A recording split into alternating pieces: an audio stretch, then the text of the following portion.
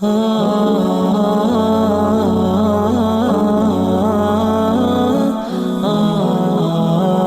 gambaran tentang masalah fasilitas yang kami dahulukan, dan insya Allah yang sudah coba uhutur bisa tahu masalah itu.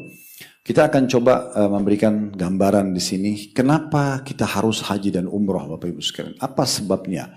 Kenapa dia jadi target? Dan apakah sudah cukup kalau seandainya saya sudah pernah haji dan umrah? Tidak perlu saya ulangi lagi, karena sebagian jemaah ada yang kita dengar begitu mengatakan ya, saya kan sudah umrah bulan lalu, saya kan sudah haji 1 tahun lalu misalnya, atau saya sudah pernah umrah, masa harus umrah lagi, masa harus haji lagi? Nah, ini mungkin karena belum faham bahwasanya ibadah ini memang bukan hanya sekali dikerjakan, tapi anjurannya adalah berulang-ulang kali dikerjakan. Jadi ini Bapak Ibu sekalian tidak asing bagi kita, firman Allah Subhanahu wa taala dalam surah Al-Baqarah surah nomor 2 ayat 196. Ini selalu kami tekankan di awal manasik kami, agar semua indikasi duniawi dalam masalah haji dan umrah Bapak Ibu sekalian itu dihilangkan dulu. Kalau hanya sekedar diajak oleh teman, diajak oleh kerabat, nggak enak sama kolega misalnya, lalu kemudian terpaksa umrah atau haji, ini sayang sekali. Atau kesana hanya sekedar mau pulang dapat julukan haji atau hajjah, atau misalnya indikasi yang lain, mau belanja, mau segala macam, urusan duniawi. Sebenarnya itu bukan tidak boleh belanja, tapi jangan jadi target utama. Karena Allah berfirman di Al-Baqarah ini, Anda bisa lihat, wa atimul hajja wal umrata lillah. Kata Allah SWT, dan sempurnakanlah ibadah haji dan umrah itu karena Allah. Kalau sudah karena Allah berarti tidak boleh ada indikasi duniawianya. Masalah nanti sana selesai umrah, selesai ibadah, kita mau selipin dengan belanja, oke. Tapi bukan target utama. Salah satu contoh orang jadikan target utama, selalu dia berbicara dari awal, nanti di Mekah saya akan belanja ini, di Madinah saya akan belanja ini. Subhanallah, yang pertama dibahas adalah masalah belanjanya. Ya. Jadi ini perlu diluruskan, karena memang Allah berfirman seperti itu. Kemudian kita bisa lihat dari sunnah Nabi SAW cukup banyak. Kata Nabi SAW, "Khudu anni manasikakum fa inni la adri la'alla alla ahujja ba'da hajjati hadhihi." Wahai sekalian manusia, ya, ambillah manasik kalian dariku. Ya. Ini Nabi SAW suruh kita belajar tata cara haji dan umrah dari beliau. Dan ini landasan kenapa Uhud Tour berprinsip sesuai dengan sunnah. Karena sungguhnya aku tidak mengetahui, mungkin saja aku tidak berhaji lagi setelah tahun ini. Hadis riwayat Muslim. Karena memang itu haji pertama Nabi sekaligus haji terakhir Nabi SAW. Maka semua harus mengikuti ya, tata cara beliau. Dan ini yang kami jadikan sebagai prinsip dasar kami. Kenapa umrah dianjurkan untuk diulang-ulangi? Dengarkan hadis yang kedua di bawahnya. Riwayat Bukhari Muslim. Al-umratu ilal umrati kaffaratu lima bainahuma. Wal haji mabrur laisa lahu jazaa illa jannah. Umrah ke umrah setelahnya. Berarti kan ada perintah untuk mengulanginya. Umrah ke umrah setelahnya adalah pembersihan dosa di antara keduanya, dan haji yang mabrur tidak ada balasan kecuali surga. Ada statement Imam Syafi'i yang menarik dalam penjelaskan hadis-hadis seperti ini dan juga firman Allah SWT tadi. Apa kata beliau? Allah berfirman, dan sempurnakanlah haji dan umrah karena Allah. Tadi Al-Baqarah 196. Apa kata beliau? Allah menyandingkan umrah dengan haji. Zahir dari teks Al-Quran yang jelas bahwa umrah adalah wajib. Wajib bagi yang mampu sekali seumur hidup. Ada sebagian orang kan menganggap umrah itu sunnah saja. Sebenarnya bagi yang mampu menurut Imam Syafi'i dan belum pernah umrah, itu wajib umrah yang pertamanya. Karena di dalam firman Allah tadi, sempurnakanlah haji dan umrah untuk Allah atau karena Allah. Allah sandingkan umrah sama haji. Sebagaimana haji wajib yang pertamanya, umrah juga wajib yang pertamanya. Nah, ini termasuk pendapat Imam Syafi'i rahimahullah. Juga perbuatan Nabi SAW melaksanakan umrah sebelum haji. Dinukil dari Ibnu Abbas radhiyallahu anhu, beliau mengatakan, demi yang jiwaku di tangannya, maksudnya demi Allah, kata Nabi SAW, umrah memang terkait dengan haji. Sebagaimana Allah berfirman, wa atimul hajja wal umrata lillah. Sempurnakan haji dan umrah itu untuk Allah. Jadi kalau masih ada bapak ibu yang berpersepsi, umrah itu walaupun saya belum pernah umrah kan sunnah saja. Nah, itu diluruskan dengan pemahaman Imam Syafi'i rahimahullah, kalau umrah yang pertama itu wajib. Umrah yang kedua, sebagaimana juga haji yang kedua, yang ketiga itu baru dianggap hukumnya sunnah. Sebelumnya harusnya dianggap itu sebuah wajib. Pendapat Imam Atha bin Abi Rabah ini seorang ulama di Mekah, muridnya Abdullah bin Umar radhiyallahu anhuma. Dia mengatakan tidak ada seorang pun dari makhluk Allah kecuali tidak ada seorang pun dari makhluk Allah kecuali mengetahui bahwa haji dan umrah wajib atasnya. Harus dia fahami itu. Selain itu sebagian ulama Mekah berkata Rasulullah SAW menyanjingkan haji dan umrah bersamaan dengan menyembelih hewan kurban. Dan seandainya umrah hanyalah ibadah sunnah, maka tampaknya tidak pantas untuk disanjingkan dengan haji. Jadi alasan untuk mengatakan bahwasanya dia sunnah itu keliru. Baik, sekarang kita masuk teman-teman sekalian lebih dalam sedikit, lebih fokus sedikit. Bagaimana caranya agar kita bisa konsisten untuk menjaga semua jenis ibadah? Bagaimana caranya Ustadz misalnya supaya saya rajin sholat malam, rajin sholat duha, selalu jaga zikir pagi petang, selalu sedekah, selalu baca Quran, selalu bakti sama orang tua, selalu haji dan umroh, selalu semangat. Bagaimana caranya? Bapak Ibu harus mengetahui targhib. Targhib itu adalah dalil-dalil syar'i yang memotivasi kita atau menyampaikan janji Allah di ibadah yang kita kerjakan. Biasa dalam bahasa ceramah ustaz dan kiai kita itu adalah fadilahnya, keutamaan haji dan umrah. Jadi Bapak Ibu bisa baca kalau mau sholat duha, dan saya sarankan sebelum mengerjakan ibadah apapun baca dulu janji Allah di ibadah itu. Mau sholat duha, searching dulu di Google. 2-5 menit, 2-5 menit baca keutamaan misalnya sholat duha, baca artikel-artikel ada di sana, tidak usah lebih dari 5 menit, cukup mengetahui beberapa dalil. Atau kalau mau visual ataupun audio, bisa dengarkan di Instagram, di YouTube, di Facebook, di TikTok, cukup banyak itu dari para ustadz-ustadz kita. Maka ini teman-teman sekalian akan membuat kita faham, oh ternyata saya dapat ini ya. Maka kita lebih bisa semangat mengerjakan dan juga selalu ingin mengulanginya. Nah itu. Sama halnya kalau kita sedang melakukan satu perbuatan yang dilarang atau dosa. Maka Bapak Ibu cara meninggalkan yang paling efektif adalah mencari dalil-dalil tarhib namanya. Atau ancaman-ancaman Allah di dosa-dosa tersebut. Misalnya ada orang masih suka berzina, masih suka bohong atau menipu atau riba. Coba ketik saya di Google ancaman zina, ancaman riba. Akan banyak artikel keluar di situ. Anda mau dengar audio atau visual bisa di media yang sudah kita tahu. YouTube, Instagram, Facebook, TikTok itu akan ada cukup banyak. Dengan mendengarkan sekali aja, itu hati kita sudah tergerak karena dalil syar'i, Al-Quran dan Sunnah itu berbicara dengan hati manusia. Kenapa ada orang Bapak Ibu sekalian lebih rajin ibadah? Karena dia mendengar janji Allah di situ. Kenapa lebih banyak orang yang meninggalkan perbuatan dosa dan taubat? Karena dia baca ancaman Allah di situ. Nah sekarang saya akan sedikit berikan gambaran Bapak Ibu sekalian, apa yang Bapak Ibu dapatkan kalau melaksanakan ibadah haji dan umrah. Yang pertama adalah umrah menghilangkan kefakiran dan menghapus dosa. Semua jenis kemiskinan, kekurangan harta, kekurangan jabatan, apapun itu akan terkikis habis dengan umrah dan haji. Begitu juga dengan dosa-dosa bersih semuanya. Dan luar biasa hadits ini ya. Kata Nabi SAW dari hadits Abdullah bin Mas'ud radhiyallahu anhu, dan ini diriwayatkan oleh Tirmidzi, tabi'u bainal hajj wal umrah. Artinya rutinkan, hubungkan, saling menyusul. Umrah ke umrah lagi, umrah ke haji, haji ke haji, haji ke umrah. Rutinkan, bukan cuma sekali. Ini sabda Nabi SAW. Tabi'u artinya rutinkan. Terus jangan berhenti, non-stop. Habis haji, haji lagi, habis haji umrah, habis umrah, umrah. Terus rutinkan. Apa manfaatnya? Kata Nabi SAW, فَإِنَّهُمَا يَنْفِيَانِ الْفَقْرَ وَالذُّنُوبَ كَمَا يَنْفِي الْكِرُّ خَبَثَ الْحَدِيدِ وَالذَّهَبِ وَالْفِضَّةِ وَلَيْسَ لِلْحَجَّةِ الْمَبْرُورَةِ ثَوَابٌ إِلَّا الْجَنَّةِ. Kata beliau, kenapa disuruh rutinkan haji dan umrah, saling menyusul satu sama yang lain? Karena keduanya, umrah sama haji, dapat menghapus kefakiran. Menghapus ini mengikis habis, tidak ada lagi kefakiran. Dan juga dosa-dosa, bersih semua dosa-dosa. Kita tahu dosa artinya pelanggaran. Orang kalau melakukan pelanggaran berarti sangat dekat dengan hukuman. Kalau hukuman terhapus dosa-dosa tersebut, pelanggarannya dihapus, diputihkan, maka hukuman tidak ada lagi, kan gitu.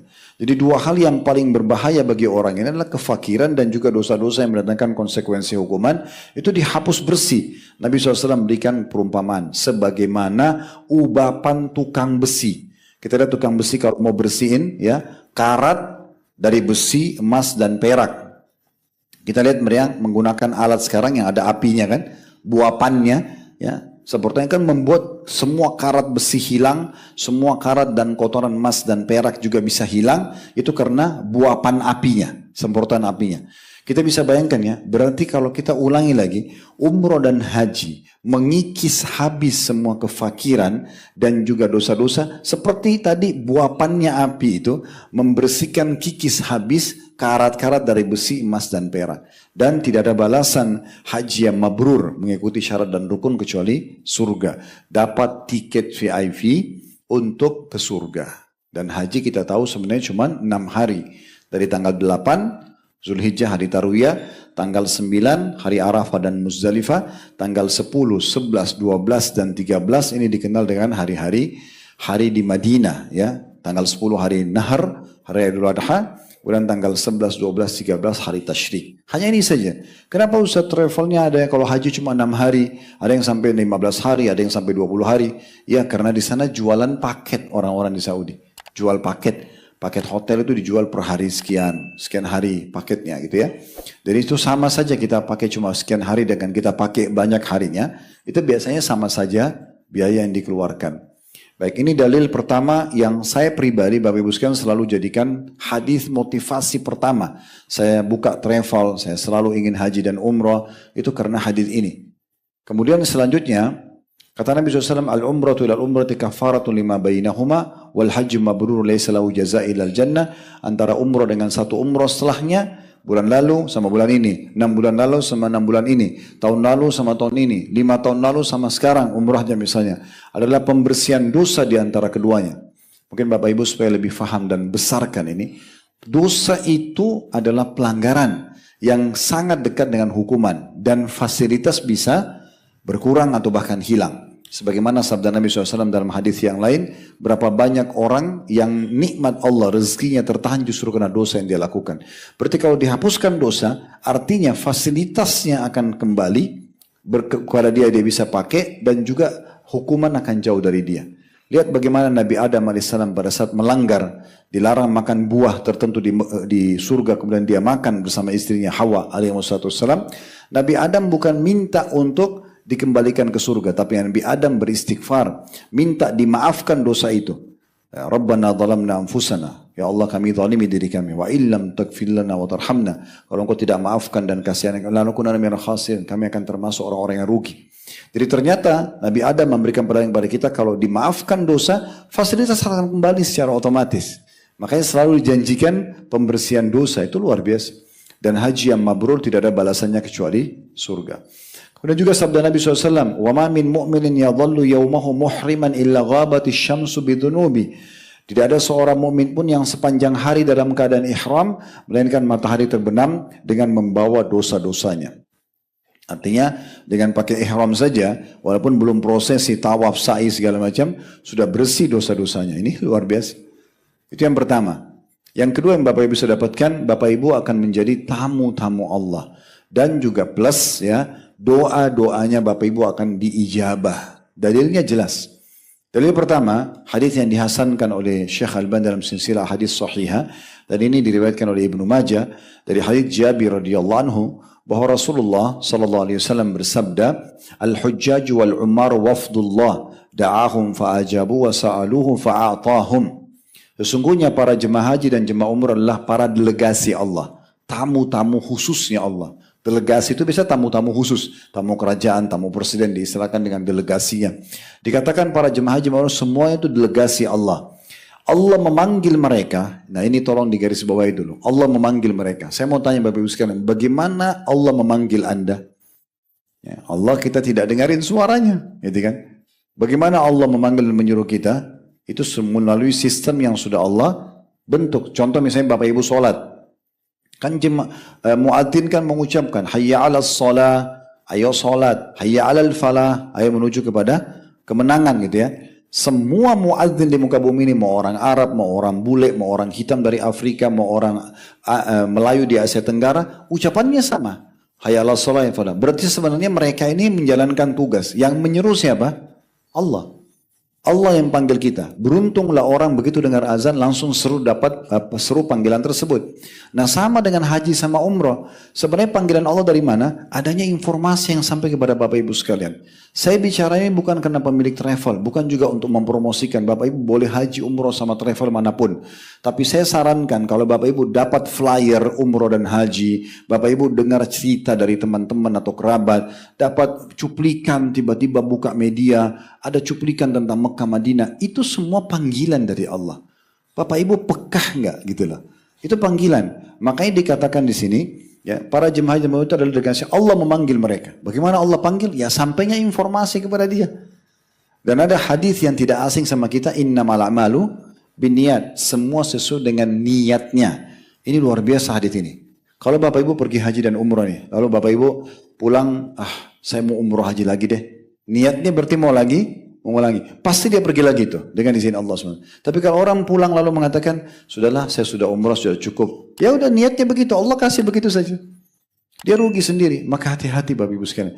Jangan dibilang, ayo ikut umrah Bapak Ibu sekalian. Nanti aja. Niatnya begitu tuh. Oh insya Allah doain ya mudah-mudahan saya bisa. Itu bagus tuh, positif ya. Terlepas daripada pakai travel manapun. Saya, Bapak Ibu pulang dari sini tidak pakai Uhud pun tidak ada masalah. Pulang bawa ilmunya, Bapak Ibu pakai travel lain, saya dapat pahalanya. Itu nggak ada masalah buat kami gitu kan. Jadi poin-poin seperti ini perlu ya. Kemudian juga, bahkan saya berharap kalau bisa dalam manasik setiap travel, hadis-hadis seperti ini disampaikan. Ini hadis-hadis penting sekali gitu. Lalu dikatakan, Allah memanggil mereka, lalu mereka pun memenuhi panggilannya. Tadi dapat panggilan, brosur sampai ke dia, cuplikan ceramah, ajakan teman-teman, pengalaman orang yang pergi, melihat di media dan seterusnya. Dan karena mereka menyeru panggilan Allah tadi, maka mereka memohon kepadanya, berdoa kepada Allah, Allah pun akan memberi mereka. Berarti doanya mustajab. Dari mulai Bapak Ibu daftar di travel, mulai berangkat ke bandara, mulai di pesawat, semuanya mustajab sampai pulang lagi. Karena kita sedang menjawab panggilan Allah Subhanahu wa taala. Dalam hadis yang lain diriwayatkan Ibnu Majah yang dibawanya dari hadis Ibnu Umar radhiyallahu anhu bahwa Rasulullah SAW bersabda, al-ghazi fisabilillah wal hajj wal mu'tamir wafdullah da'ahum fa'ajabu wa sa'aluhu fa'atahum. Orang-orang yang berperang di jalan Allah, berjihad. Kemudian orang-orang yang berhaji dan orang-orang yang berumrah adalah para delegasi Allah. Para delegasi Allah. Allah memanggil mereka lalu mereka pun memenuhi panggilannya dan mereka memohon kepadanya maka dia pun mengabulkannya. Dalam hadis ini kita disetarakan haji dan umrah dengan orang-orang yang pergi berperang. Berperang itu nggak mudah. Tinggalin keluarga, tinggalin pekerjaan, bisa dibunuh oleh musuh. Kalau langsung mati sih nggak masalah. Tapi kalau cacat dulu kan gitu. Tapi derajatnya orang haji umrah itu disamakan dengan mereka. Nabi SAW juga bersabda dalam hadis yang lain, wafdullahi thalathatun al-hajj wal-mu'tamir wal-ghazi. Ingatlah, delegasi Allah itu ada 3. Ini tamu khususnya Allah. Bayangkan Bapak Ibu sekalian kalau di Surabaya ini Anda diundang sama wali kota misalnya. Atau gubernur Jawa Timur. Lebih tinggi lagi presiden undang Anda ke Istana Merdeka misalnya di Jakarta. Kira-kira kalau kita diundang dan kita termasuk disebutkan nama di media, betapa besarnya kebanggaan dalam diri kita. Kita akan pakai baju terbaik, kita tidak akan luput, bahkan batalkan semua janji-janji yang lain. Padahal yang undang itu pemimpin dari kalangan manusia. Dia tidak punya apa-apa kecuali sebatas kekuasaan dia. Yang undang Bapak Ibu sekarang delegasi ini Allah, pencipta langit dan bumi. Masa bisa seruannya disia-siakan gitu ya. Ada banyak jemaah kami Masya Allah, saya berangkat bulan ini, bulan depan saya berangkat, ada lagi dia. Ustaz saya mau praktekin Ustaz apa yang Ustaz sampaikan. Dan begitu saya niat betul-betul setiap bulan bisa umroh. Masya Allah gitu. Ya karena dia memang maunya begitu. Allah mudahkan buat dia. Jadi di sini sekali lagi delegasi Allah 3, orang yang haji, orang yang umrah dan orang yang berperang di jalan Allah. Yang ketiga Bapak Ibu sekalian, ini hadis sangat mulia tentang keutamaan yang Bapak Ibu dapatkan kalau Bapak Ibu tawaf, sa'i dan tahallul. Sedikit panjang hadisnya, saya baca Arabnya dan saya langsung terjemahkan. Walaupun nanti di slide ini sebenarnya ada terjemahannya. Tapi untuk menghemat waktu ya. Dari hadits Ibnu Umar radhiyallahu anhu beliau berkata, "Kuntu jalisan ma'an Nabi sallallahu alaihi wasallam fi Masjid Mina." Satu waktu kata Ibnu Umar radhiyallahu anhu, saya pernah duduk bersama Nabi SAW di masjid di Mina. Ini di musim haji, ya. Beliau mengatakan, "Fa'atahu rajulun minal ansari wa rajulun min Thaqif." Lalu datang kepada beliau seorang laki-laki dari Ansar, suku Ansar di Madinah, dan satu orang lagi dari suku Thaqif, ya. Fasallama thumma qala. Lalu keduanya pun mengucapkan salam dan keduanya berkata, Ya Rasulullah, sekarang saya pindah slide di baris kedua ya. Ya Rasulullah, ji'na nas'aluk. Wahai utusan Allah, kami datang untuk bertanya pada anda. Faqala, maka Nabi SAW bersabda, In syi'tuma akhbartukuma bima ji'tuma tas'alani anhu fa'altu. Kalau kalian berdua mau, saya akan sampaikan apa yang akan kalian tanyakan. Ya. Jadi ini salah satu mukjizat yang Allah berikan kepada Nabi Muhammad SAW, karena beliau bisa mengetahui apa yang orang mau tanya sebelum orang itu bertanya. Jadi Nabi bilang, kalau kalian berdua mau, saya sampaikan apa yang kalian mau tanya ini. Sekaligus jawabannya. Wa in syi'tuma an umsika wa tas'alani fa'altu. Kalau kalian berdua mau, saya tahan, saya nggak usah sampaikan pertanyaan kalian, kalian bertanya, saya juga akan lakukan. Faqala, maka dua-duanya kena penasaran berkata, ini di baris ketiga sekarang, faqala, akhbirna ya Rasulullah. Kalau gitu beritahukan kepada kami wahai utusan Allah. Maksudnya mereka penasaran mau tahu, kok Nabi bisa tahu nih sebelum kami ceritakan apa yang kami mau tanya, beliau sudah tahu, tolong sampaikan kepada kami. Faqala Thaqifiyyu lil Ansari sal. Maka orang yang dari Thaqif, suku Thaqif berkata kepada orang Ansar, silakan kalau engkau mau bertanya duluanlah gitu ya. Faqala, maka orang Ansar mengatakan, akhbirni ya Rasulullah, tolong beritahukan kepada saya pertanyaan saya. Tolong sampaikan pertanyaan saya. Lalu kemudian faqala, maka Nabi SAW mengatakan, Ji'tani tas'aluni an makhrajika min baitika ta'ummul baital haram wa ma laka fi.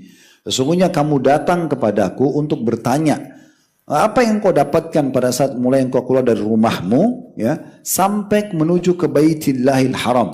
Apa kira-kira yang kamu dapatkan? Wa an rak'ataika ba'da tawafi wa ma laka fihima.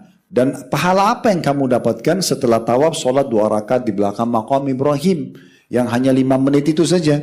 Rakaat pertama Al-Fatihah sama Al-Kafirun, kuliah Al-Kafirun, rakaat 2 Al-Fatihah sama Al-Ikhlas. Apa yang kamu dapatkan? Wa an tawafika baina Safa wal Marwah, dan tentang jalanmu antara Safa dan Marwah. Bukit Safa Marwah 7 kali, Safa ke Marwah sekali, Marwah ke Safa 2 kali, terus begitu sampai 7 kali. Apa yang kamu dapatkan? Wa ma laka fi. Wa nukufika asyiyata Arafah wa ma laka fi. Dan tentang ukufmu di lokasi Arafah di musim haji tanggal 9 Zulhijjah dari waktu duhur sampai maghrib saja. Apa yang kamu dapatkan? Kemudian wa an rammikal jimar wa ma laka fi, dan engkau melontar jumrah di musim haji dan apa yang kau dapatkan? Wa an nahrika wa ma laka fi ma'al ifadah, dan engkau menyembelih juga hewan di musim haji dan apa yang kau dapatkan berikut juga dengan tawaf ifadhamu, tawaf wajibnya haji. Ini ada penjelasan sendiri di manasik haji ya. Faqala walladhi ba'athaka bil haqqi la an hadha jitu as'alu.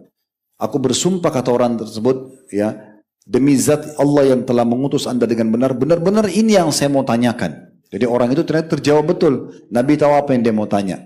Qala, maka Nabi SAW mengatakan, fa innaka idha kharajta min baitika ta'ummul baital harama la tada'u wa la tada'u naqatuka khuffan wa la tarfa'u illa kataballahu laka bihi hasana wa maha anka khati'ah.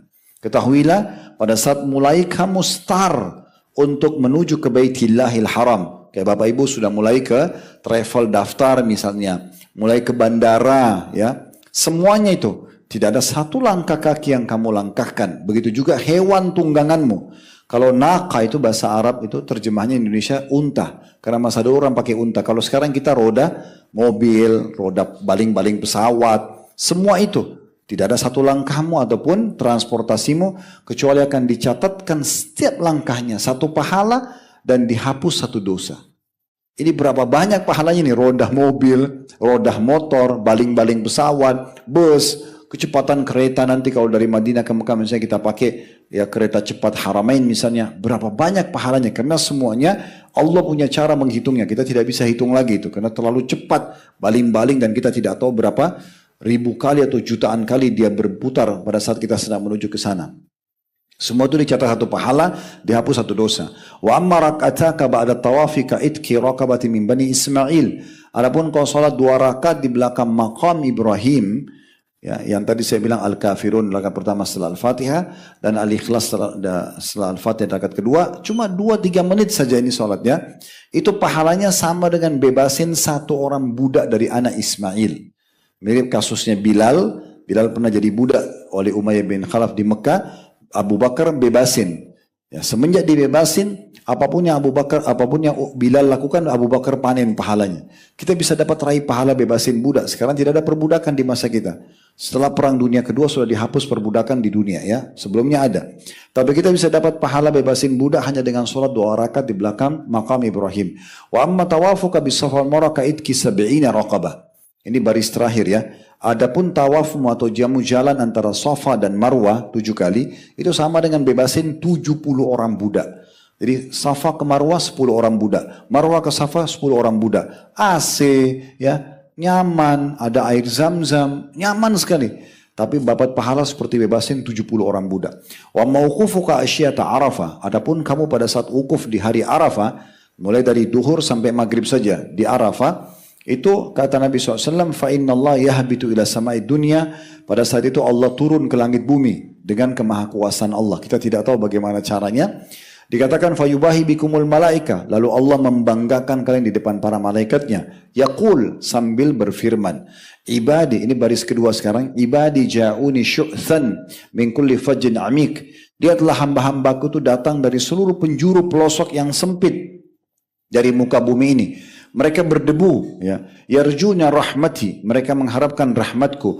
Falau kanat dzunubukum ka'adadi raml. Kalaupun dosa-dosa kalian itu sejumlah pasir, butiran pasir di muka bumi. Allah berfirman kepada orang yang ada di Arafah. Au kaqatril matar, atau sejumlah tetesan air hujan. Au kazabadil bahar lagafartuha.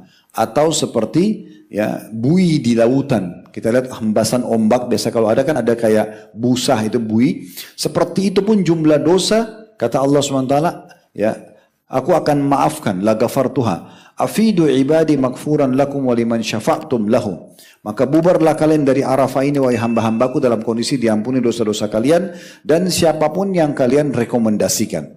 Siapapun yang kalian doakan juga sama. Jadi orang kalau pergi haji umrah boleh kita bilang tolong doain saya ya. Ya, itu boleh karena memang mereka mustajab doa. Wa amma, kemudian dikatakan wa amma ramyukal jimar. Adapun kamu melontar jumrah, falaka bikulli hasatin ramaita takfiratu kabiratin minal mubiqat. Kalaupun kamu melontar jumrah, jumrah itu teman-teman melontar kerikil ukuran mungkin setengah lagi dari garis pertama jari kita ini. Kecil sekali. Ya, dengan takbir Allahu Akbar kita lempar, maka satu itu kata Nabi SAW akan menjatuhkan satu induk dosa besar. Ya, bersih dengan satu batu. Kita melontar 7 batu di hari pertama tanggal 10 Zulhijjah hari Nahar. Ya, setelah mabit malamnya di Muzdalifah kita lontar 7 butir, berarti 7 dosa besar. Hari Tasyrik 11, 12, 13 itu 3 titik. Masing-masing titik di jumrah kecil 7, jumrah sedang 7, jumrah besar 7, atau dikenal dengan jumrah sughra, wusta dan kubra atau aqabah. Ini berarti 7 kali 3, 21 batu. Kali 3 hari, 11, 12, 13, itu berarti 21 kali 3, itu 63. Plus 7 butir di hari lebaran Idul Adha-nya berarti 70 dosa induk dosa besar dimaafkan. Kemudian kata Nabi SAW, wa amma dikatakan wa amma nahruka famadkhurun laka inda rabbik. Adapun kurban yang kita sembelih hewan itu akan disimpan di sisi Tuhanmu pahalanya. Wa amma hilaquka ra'saka falaka bikulli sya'ratin halakta hasanatun wa tumha anka biha khati'ah. Adapun rambut yang kamu cukur tahallul, maka setiap helai rambutnya dicatat 1 pahala, dihapuskan 1 dosa. Riwayat lain, semua rambut yang ditahallulkan maka akan menjadi cahaya pada hari kiamat nanti. Wa matawafuka bil baiti ba'da dzalika fa innaka tatufu ala dzambalak. Dan pada saat kamu tawaf setelah itu, tawaf ifadah, tawaf wajibnya haji, maka sudah tidak ada lagi dosa bersamamu. Ya'ti malakun hatta yada'a yadaihi baina katifaik. Allah akan datangkan malaikat untuk memegang pundakmu, tapi tidak tahu bagaimana prosesnya. Mungkin kita tidak bisa lihat, tapi Allah menyampaikan itu melalui lisan Nabi Muhammad SAW yang terpercaya. Kata Nabi SAW, Allah akan datangkan malaikat yang memegang pundakmu sambil berkata, fayaqul, i'mal fima tastaqbil, sekarang buatlah kebaikan-kebaikan ke depannya, faqad ghufira laka ma madha, karena yang lalu-lalu semua sudah dimaafkan. Ini tadi terjemahannya, saya tadi baca bahasa ini terjemahannya, ya semuanya tentang apa tadi yang kita sampaikan. Dalam riwayat Tabarani di Mu'jam al-Awsat dari hadits Ubadah bin Samit, ini mirip dengan tadi tentunya ya. masalah hadisnya, ini saya tidak bacakan lagi karena mirip seperti tadi sebenarnya. Hadisnya tentang masalah keutamaan yang didapatkan orang kalau jumrah, orang kalau cukur rambut dan segala macam. Tapi ini ada tambahan tentang cukur rambut. Kalau tadi setiap helai rambut satu pahala dan dicatat dihapus satu dosa. Di sini hadis wa amma halquka ra'saka fa innahu laysa min sya'rika sya'ratun taqa'u fil ardi illa kanat laka nuran yaumal qiyamah. Adapun mencukur habis rambut kepalamu, maka sungguhnya tidak ada satu helai dari rambutmu yang jatuh di muka bumi melainkan menjadi cahaya bagimu yang terang pada hari kiamat nanti. Makanya laki-laki nih, kalau perempuan dianjurkan mengambil ruas 4 jari saja. Jadi ibu-ibu ngambil rambutnya dari kanan dan kiri, dipertemukan, di belakang baru dipotong ruas 4 jari. Kalau bapak-bapak itu afdalnya gundul dari seluruh penjuru kepala sebagaimana Nabi SAW contohkan. Kalau tidak maka cukur dari seluruh penjuru kepala juga. Seperti kalau lagi masuk ke tukang cukur. Jadi yang mengambil sedikit itu hukumnya perempuan. Kalau laki-laki itu diambil dari seluruh penjuru kepala. Dan Nabi SAW doakan rahmat, ya, rahmat 3 kali bagi laki-laki yang gundul dan rahmat 1 kali bagi orang yang cukur saja. Kemudian yang keempat, pahala orang yang meninggal saat umroh dan haji. Misalnya ada orang lagi pakai ihram, pergi umroh haji lalu meninggal, ajalnya datang. Kita kan tidak tahu ajal kita Bapak Ibu sekalian. Tapi kalau ada orang meninggal lagi sementara berihram, ini keutamaannya. Disebutkan dalam hadis, diriwayatkan oleh Abu Ya'la, dan ini riwayat yang sahih. At-Tabarani juga meriwayatkan dari hadis Abu Hurairah radhiyallahu anhu bahwa Rasulullah sallallahu alaihi wasallam bersabda, "Man kharaja hajjan famata kutiba lahu ajrul haji ila yaumil qiyamah." Siapa yang pergi haji lalu meninggal sementara prosesi haji, maka akan dicatatkan baginya pahala haji sampai hari kiamat. Misal dia meninggal tahun 2024 haji misalnya. Dan ternyata kiamat itu terjadi misalnya tahun 3000. Nah setiap tahunnya itu dia sudah meninggal, tapi pahala hajinya jalan terus. Seakan-akan dia haji sekian kali. Wa man kharaja mu'tamiran famat kutiba lahu ajrul mu'tamiri ila yaumil qiyamah. Dan siapa yang keluar umrah lalu meninggal juga, maka dia mendapatkan pahala umrah sampai hari kiamat. Wa man kharaja ghaziyan famat kutiba lahu ajrul ghazi ila yaumil qiyamah. Siapa yang keluar berperang kemudian dia meninggal, bukan meninggal dibunuh musuh. Misalnya bapak-bapak pergi berperang nih, kemudian meninggal bukan karena dibunuh musuh masih dalam perjalanan, tetap dicatatkan pahala berperang sampai hari kiamat. Ini keutamaan yang keempat. Yang kelima, ini juga penting untuk digarisbawahi karena banyak orang kadang-kadang salah faham. Udah cari travel yang penting paling murah. Masalah hotelnya dekat haram atau masjid haram atau tidak, masalah fasilitasnya bagus atau tidak, terserah, yang penting saya sampai ke Mekah. Ini sayang banget ini. Padahal sebenarnya besarnya kadar pahala umroh dan haji justru ada hubungannya dengan besarnya biaya yang dikeluarkan. Makanya teman-teman punya kemampuan cari travel yang terbaik, pakai bisnis kelas, pakai hotel bintang 7 kalau ada.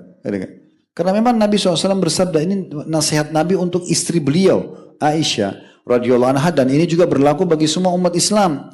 Kata Nabi SAW kepada Aisyah pada saat Aisyah sedang umrah, "Inna laka minal ajri ala qadri nasabiki wa nafakatiki." Sesungguhnya besarnya pahala yang kau dapatkan hai Aisyah sesuai dengan besarnya kadar kelelahanmu dan nafkah yang kamu keluarkan. Uang yang kamu keluarkan itu makin besar pahalanya. Sudah enak pakai bisnis kelas, pakai hotel bintang 5, digantiin lagi.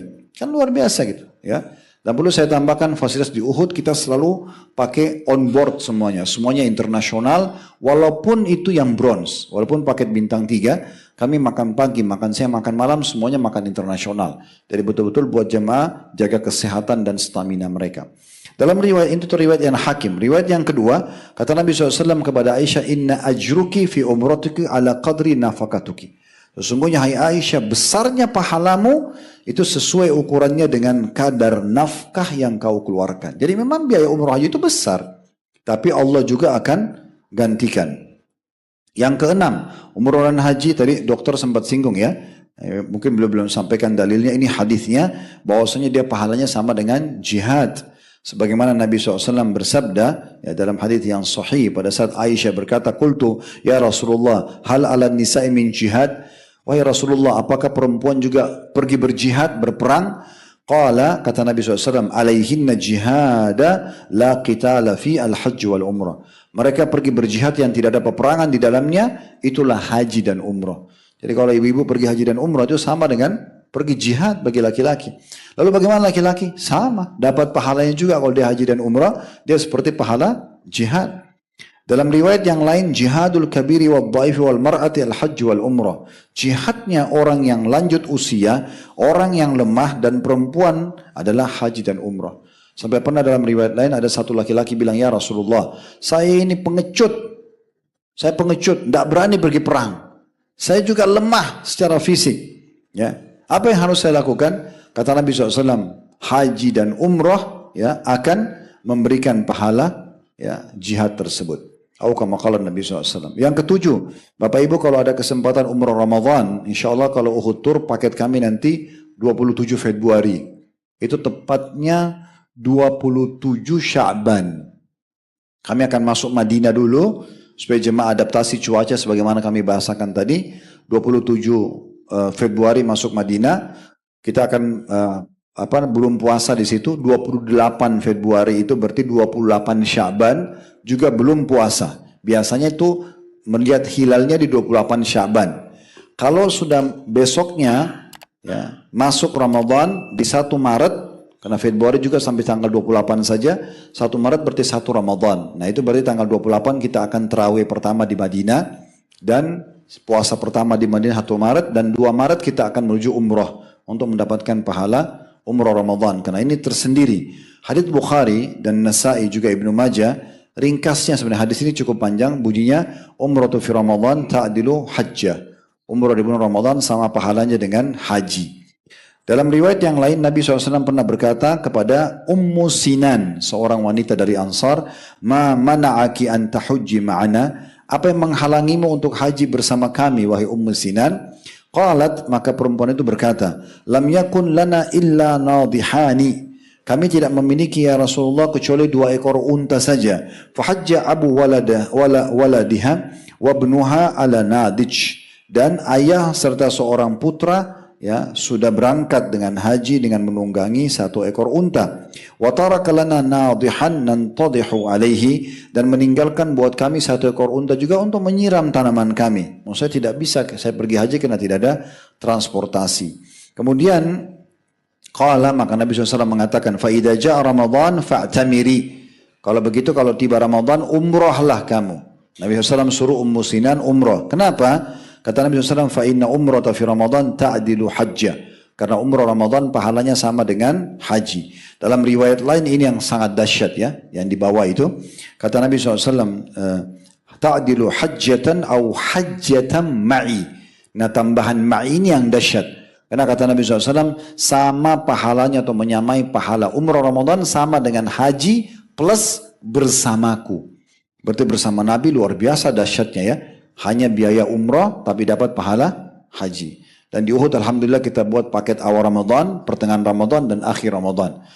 Awal Ramadan akan bersama saya, akhir Ramadan juga akan bersama saya. Jadi saya mungkin cuma balik ke Indonesia Ramadan itu sekitar 7 hari saja. Sisanya saya akan berangkat lagi untuk bimbing yang akhir Ramadan. Ini juga mirip tentang hadits Ummu Ma'qil. Saya tidak bacakan lagi karena ini mirip sekali dengan tadi masalah tetap mendapatkan pahala haji. Yang ke-8, semua yang mendengarkan talbiyah Bapak Ibu sekarang akan menjadi saksi. Talbiyah itu labbaik Allahumma labbaik, labbaik la syarika laka labbaik, innal hamda wan ni'mata laka wal mulk la syarika lak. Labbaik Allahumma labbaik artinya aku jawab panggilanmu dengan santun ya Allah. Ini saya sarankan jemaah saya biasanya kalau bisa biasakan anak-anak kita kalau dipanggil jawabnya labbaik ya. Itu baik. Beberapa orang sahabat juga pada saat dipanggil oleh Nabi SAW mereka mengatakan labbaik ya. Artinya aku jawab panggilanmu dengan santun. Itu kita bilang kepada Allah, labbaik Allahumma labbaik, aku jawab panggilanmu dengan santun ya Allah. Labbaik la syarika laka labbaik, aku jawab panggilanmu dengan santun tidak ada sekutu bersamamu. Innal hamda wan ni'mata laka wal mulk, sungguhnya puji-pujian kerajaan ya itu hanya milikmu, la syarika lak, tidak ada sekutu bersamamu.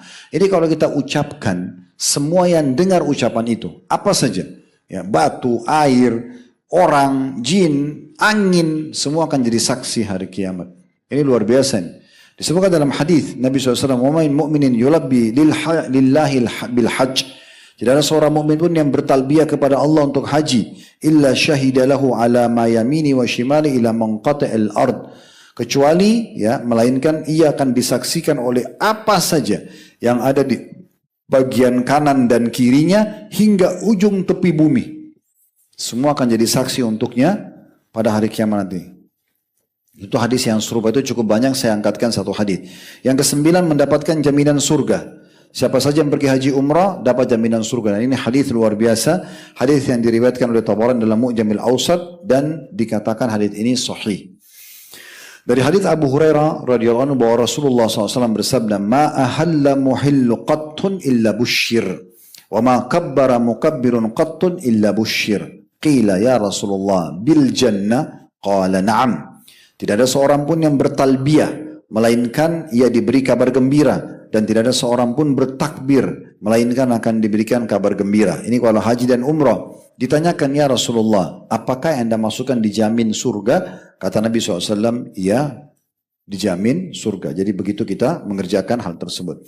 Yang ke-10, kesaksian Hajar Aswad dan Rukun Yamani. Hajar Aswad kita tahu. Ya, biasa kita angkat tangan, kita katakan Allahu Akbar atau Bismillah Allahu Akbar di awalnya. Atau kita menciumnya atau kita mengusapnya ya. Kalau Rukun Yamani sudut yang sebelahnya. Kalau ini Hajar Aswad di sebelahnya, itu Rukun Yamani itu sebelumnya.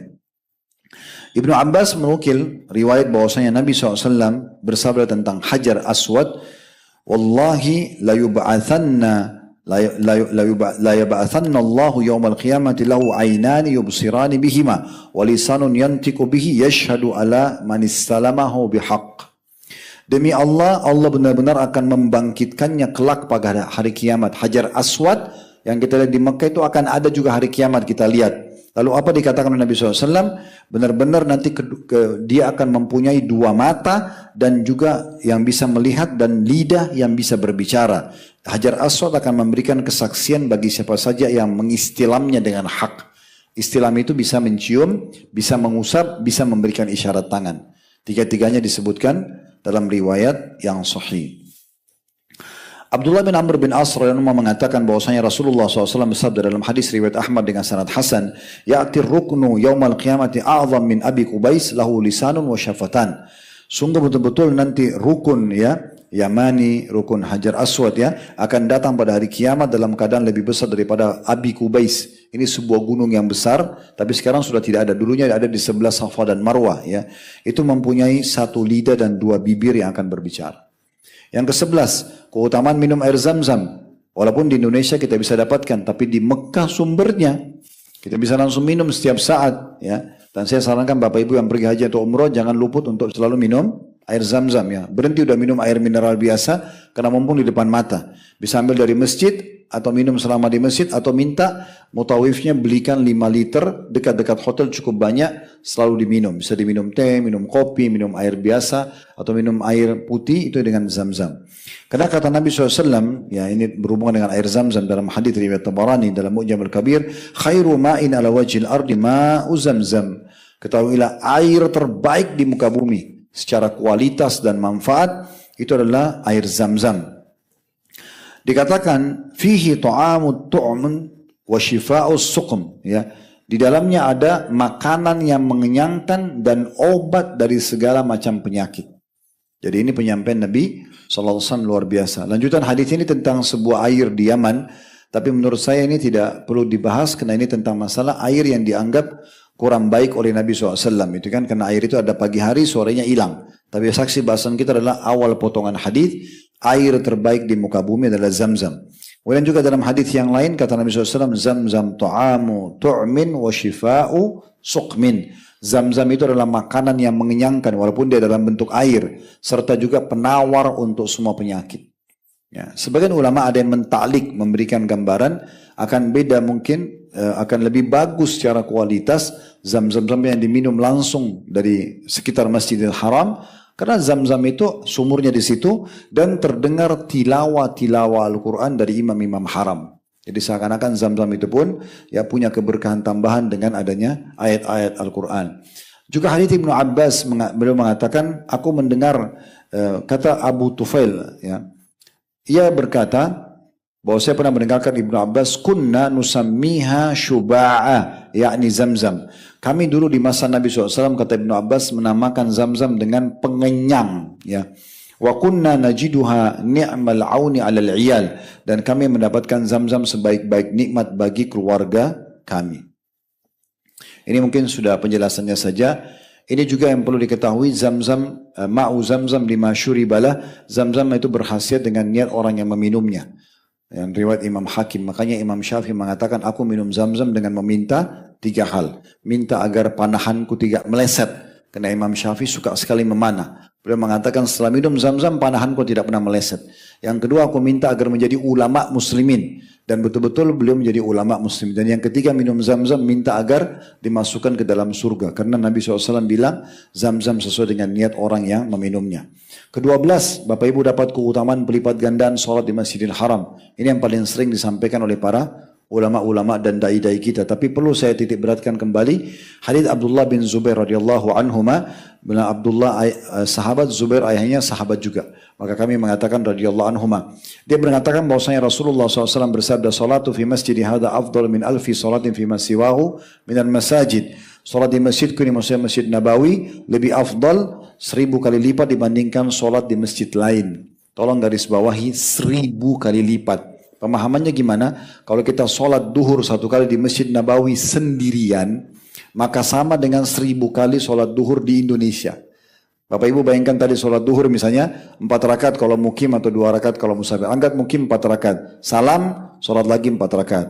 Salam, sholat lagi 4 rakaat. 1000 kali baru sama 1 kali di Masjid Nabawi. Kalau sholat sendiri. Kalau sholat berjamaah dikali 25 kali lipat. Sebagaimana dalam hadis sahih dikatakan, sholat berjamaah 25 kali lipat dibandingkan sholat sendiri. Riwayat lain 27 derajat. Kalau 25 kali lipat, 1000 kali 25 berarti 25.000 kali lipat sholat. Terus Anda mau pertimbangan, kayaknya Madinah sudah deh, nggak usah saya pergi ke sana. Ini sayang sekali ya. Ada beberapa travel haji mungkin untuk menghemat perjalanan mereka nggak ke Madinah. Sayang sekali. Padahal pahalanya luar biasa. 1000 kali lipat sholat ya dibandingkan tempat lain. Kemudian dikatakan illal masjidil haram, kecuali masjid haram Mekah, wa salatu fi masjidil haram afdalu min mi'ati salati fi hada. Dan salat masjid haram lebih afdal dari masjidku ini 100 kali lipat. Kalau Masjid Nabawi 1000 kali 100 berarti 100.000. Ini luar biasa nih. 100.000 kali sholat. Sama tadi rasionalnya. Kalau 1 kali sholat duhur Bapak Ibu sekalian di Masjid Haram Mekah, sama dengan 100.000 kali duhur di Indonesia. Bayangkan capeknya kita tuh. Salam 4 rakaat, sholat lagi yang kedua, salam lagi, sholat lagi 100.000 kali. Baru sama 1 kali di Mekah. Gimana caranya seorang mukmin dengar hadis ini lalu tidak tergugah hatinya untuk pergi sholat di sana? Itu sholat sendiri ya. Kalau sholat berjamaah dikali berapa tadi? 25 kali lipat. Berarti 2,5 juta pahala sholat, 1 kali sholat. Itu kalau subuh, duhur, asar, maghrib, isya. Itu wajibnya. Belum Jumat kalau dapat Jumat. Belum sholat duhanya. Belum sholat tahiyat masjid. Belum sholat malamnya. Belum sholat indah. Oh banyak sekali. Sholat taubat, sholat uduk banyak sekali. Sholat istiqarah. Luar biasa banyak yang kita bisa dapatkan pahala. Jadi ini keutamaan yang tidak boleh luput dari kita tentunya teman-teman sekalian. Kemudian ini ada anjuran nanti kalau bertalbiyah dianjurkan mengeraskan suara. Dan ini mungkin banyak orang luput dari dia ya. Jadi begitu kita sudah niat ya, di miqat tempat niat labbaik Allahumma umrah. Kalau umrah, ya Allah aku jawab panggilanmu dengan santun umrah. Kalau haji labbaik Allahumma hajjan. Aku jawab panggilanmu dengan santun untuk haji ya Allah. Maka kita mulai talbiyah. Nah, itu sunnahnya mengeraskan suara. Ibu-ibu pun mengeluarkan suara walaupun tidak sekeras bapak-bapak. Tapi sunnah kita bilang labbaik Allahumma labbaik, labbaik la syarika laka labbaik. Ini dianjurkan untuk mengeraskan. Karena dikatakan ya dalam hadis ini bisa Bapak Ibu lihat diriwayatkan oleh Malik, Abu Daud, An-Nasai, Ibnu Majah dan ini hadis hasan sahih. Kata Nabi SAW dari hadis Khallad ibn As-Sa'ib radhiyallahu anhu majma'in dengan melalui ayahnya As-Sa'ib, Atani Jibril fa'amarini an amura ashabi an yarfa aswatum bil ihlali awit talbiyah. Jibril mendatangiku kata Nabi SAW dan dia memerintahkanku agar menyuruh para sahabatku untuk menyaringkan suara mereka dalam berihlal atau bertalbiyah. Dalam riwayat lain, riwayat Ibnu Khuzaimah, riwayat Ibnu Majah ditambahkan fa innaha min syiaril hajj. Karena dia adalah salah satu syiarnya haji. Dalam riwayat lain, hadis Zaid bin Khalid al-Juhani radhiyallahu anhu, Nabi SAW mengatakan, Ja'ani Jibril faqal, mur ashabaka falyarfa aswatum bitalbiyah fa innaha min syiaril hajj. Hai Muhammad, Jibril datang mengatakan, hai Muhammad, perintahkan seluruh sahabatmu mengeraskan suara mereka pada saat talbiyah karena adalah syiar haji. Dan Abu Bakar mengatakan, anna Rasulullah SAW su'ila, ayu amalil afdal, Abu Bakar mengatakan, ditanya kepada Nabi SAW, amal apa yang paling afdal pada saat haji dan umrah? Kata Nabi SAW, al-ajju wath-thajju. Ya, yang artinya adalah bertalbiyah dengan suara nyaring dan juga berkurban. Nah, poin penting juga Bapak Ibu sekalian ya. Kadang-kadang kita berpikir kurban itu kalau haji saja ya. Padahal sebenarnya umrah pun itu boleh orang berkurban. Disilakan dengan hadyu. Makanya kalau Bapak Ibu dengar kisah tentang peperangan, ya, melakukan peperangan, kesepakatan Hudaybiyah. Nabi SAW tidak boleh masuk Mekah karena ditahan oleh orang-orang Quraisy. Sementara beliau sudah bawa hadyu. Hewan-hewan yang akan disembeli di Mekah pada saat umrah, dan itu biasanya di masa itu lehernya diikat dengan kain tertentu dan orang tahu itu untuk penyembeli. Jadi kalau lagi umrah bisa juga Anda melakukan hadyu itu. Tentu di sini setelahnya Bapak Ibu sekalian cukup banyak sekali ya dalil-dalil yang kami sampaikan. Namun saya tutup dengan ini, hukum badal umrah dan haji. Bagaimana kalau seandainya ada keluarga kita sudah meninggal misalnya ya, boleh kita badal umrohkan atau badal hajikan. Atau misalnya mereka sudah tidak bisa melakukan perjalanan jauh, maka boleh, ya misalnya sakit kronis orang tua kita, maka kita boleh badalkan. Dan ini kami sarankan, ini saran saja, kalau Bapak Ibu punya orang tua yang sudah meninggal, dan selama ada rezeki, jangan pernah berhenti umrohkan, walaupun bukan kita yang kerjakan. Booking di travel setiap bulan umroh. Ya. Ada hasil kita umroh buat ayah sama ibu. Haji setiap tahun hajikan mereka. Karena biaya umroh haji itu tidak besar kalau badal, kecil ya. Ini dalilnya tentunya seorang wanita bertanya kepada Nabi SAW, sungguh haji hukumnya wajib sementara ayahku sudah sangat tua dan tidak kuat lagi. Apakah boleh aku berhaji untuknya, menggantikannya? Nabi SAW mengatakan iya. Riwayat Bukhari dan Muslim. Juga riwayat lain yang sahih, Ibnu Amir bertanya kepada Nabi SAW, ayahku sudah sangat tua dan ia sudah tidak bisa lagi mengerjakan ibadah haji, umrah juga bepergian. Kata Nabi SAW, berhaji dan umrahlah untuk ayahmu. Kita dianjurkan untuk melaksanakan. Dan ini bisa, biasanya kalau kami di Uhutur, kami kalau dititipkan oleh jamaah, kami titipkan kepada teman-teman mahasiswa di sana untuk dilakukan. Selebihnya ini masih materi manasik dan ini cukup panjang tentunya karena masih ada syarat wajib haji dan umrah, kemudian ada rukun-rukun haji dan umrah dari niat, dari tawaf, sa'i, tahallul. Ya, kemudian kalau haji ada Arafah, ya ada Muzdalifah, ada Mina, semua ada rincian dan ini cukup banyak slide-nya. Tapi saya cukup sampai sini Bapak Ibu sekalian untuk memberikan informasi kenapa kita harus haji dan umrah. Sepanjang ini semua teman-teman sudah kami ringkas. Ini kalau Bapak Ibu kembali ke buku-buku hadis, mereka menjelaskan kitab haji itu panjang sekali. Bisa mungkin ratusan hadis. Mungkin kalau kita mau bahas bisa daurah sehari atau 2 hari dari pagi sampai malam baru bisa selesai. Tapi ini saya ringkaskan, minimal bagi saya Bapak Ibu sekalian, Anda terbang bersama Uhud atau tidak, bagi saya yang penting informasi ini sudah sampai, dan saya sarankan untuk jangan sia-siakan peluang, mumpung umur masih ada, maksimalkan untuk mengerjakan ibadah haji dan juga umrah.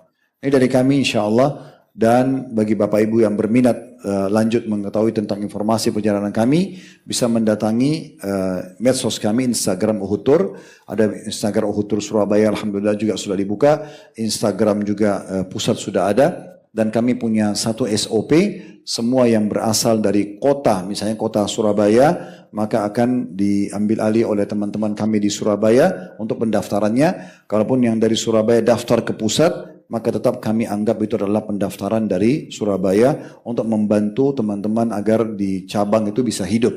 Ya, begitu kurang lebih insya Allah gambarannya. Baik, ini dari saya Bapak Ibu sekalian, semoga bisa diambil manfaat dari ini dan terima kasih waktunya. Jazakumullah khairan. Subhanakallahumma bihamdika asyhadu an la ilaha illa anta astaghfiruka wa atubu ilaik.